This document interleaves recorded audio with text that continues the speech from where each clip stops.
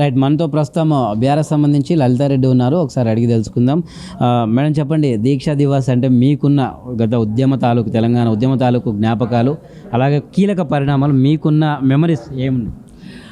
చెప్పుకుంటూ పోతే I think ఎన్నో వందలు వేలల్లో ఉంటాయి. అట్లాంటి స్మృతులు ఉన్నాయి. యాక్చువల్గా అందరం కలిసి ఎంతో కష్టపడి అంత పెద్ద ఉద్యమం మొత్తం సకల జనుల సమ్మె నుంచి ద మోస్ట్ ఇంపార్టెంట్ పాయింట్ ఏంటి అంటే కేసీఆర్ గారి నాయకత్వంలో చచ్చుడో తెలంగాణ వచ్చుడో అనే నినాదంతో ఏదైతే మనం వెళ్ళామో, సో ఆ నినాదం ప్రకారము కేసీఆర్ గారిని ఫాలో చేసి అందరూ కూడా సకల జనుల సమ్మె చేసి ద మోస్ట్ ఇంపార్టెంట్ అంటే బ్యూటిఫుల్ మూమెంట్ వాజ్ సకల జనుల సమ్మె.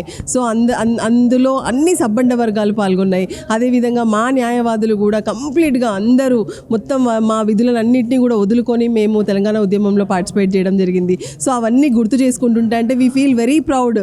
అంటే మనం స్వాతంత్రం టైంలో అప్పుడు లేము, కానీ ఈ ఉద్యమం తెలంగాణ ఉద్యమంలో ఉండి ఉద్యమకారులం అయ్యాం అందరము. సో తెలంగాణకి మనము స్వాతంత్రం తెచ్చినంత గొప్పతనం ఇది, తెలంగాణని సాధించుకున్నాము. సో రియల్గా అవన్నీ గుర్తొస్తుంటే అంటే లిటరలీ కళ్ళలో నీళ్ళు వస్తున్నాయి. చాలా బ్యూటిఫుల్ మూమెంట్స్ అండ్ మన కళల సాకారం, మన తెలంగాణని సాధించుకొని ఈ 9 సంవత్సరాలలో ఎంతో అభివృద్ధి చెందాం మనము. సో కేసీఆర్ గారి నాయకత్వంలో అసలు ఒక చిన్న రాష్ట్రం, ఇప్పుడే పుట్టిన ఒక రాష్ట్రం ఎంత చక్కటి ఎదుగుదల, ఎంత చక్కటి అభివృద్ధికి వచ్చింది.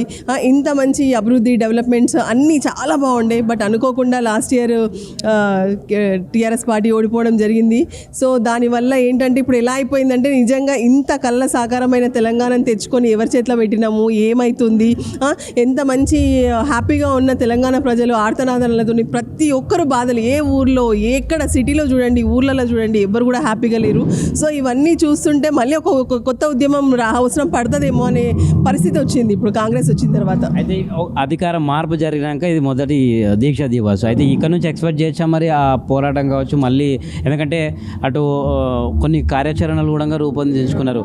లగచర్ల ఇన్సిడెంట్లు కావచ్చు, ఇటు గురుకులాల ఇన్సిడెంట్లు కావచ్చు, వీటన్నిటి ప్రతిపక్ష పార్టీగా బీఆర్ఎస్ సన్నద్ధమవుతుందనే సమాచారం అయితే ఉంది. ఎటువంటి పోరాటం చూస్తాం అంటే 100% మీరు తెలంగాణ ఉద్యమం టైంలో ఏ స్ఫూర్తితోనైతే అందరూ ముందుకు కదిలి తెలంగాణను సాధించుకున్న స్ఫూర్తి ఇప్పుడు కూడా ఉంది తెలంగాణ ప్రజలలో. తప్పకుండా పీడిత ప్రజలు ఇప్పుడు కాంగ్రెస్ సర్కార్ వచ్చి అలా ప్రజల్ని పీడించే హక్కు వాళ్ళకి లేదు.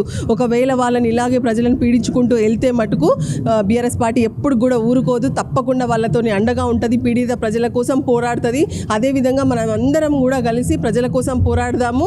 ఈ కాంగ్రెస్ సర్కార్ యొక్క అన్యాయాలను, అక్రమాలను మటుకు మనం ముందుకు పోనివ్వము. బికాస్ మీరు ఈరోజు పొద్దున కూడా చూసుంటారు, లగచర్లలో చేసిన ఏదైతే పోరాట పటిమ ఉందో దాన్ని ఎదుర్కోవడం వల్ల ఈరోజు లగచర్ల వాళ్ళ కబంధ హస్తాలతోని ఈరోజు విముక్తి కలిగింది. సో అదేవిధంగా ఏ ప్రాంతానికి సంబంధించిన తెలంగాణలో ఏ ప్రాంత ప్రజలు కూడా బాధపడ్డా కూడా ఎలాంటి ఇష్యూ అయినా కూడా తప్పకుండా బీఆర్ఎస్ పార్టీ వాళ్ళకు అండగా ఉంటుంది.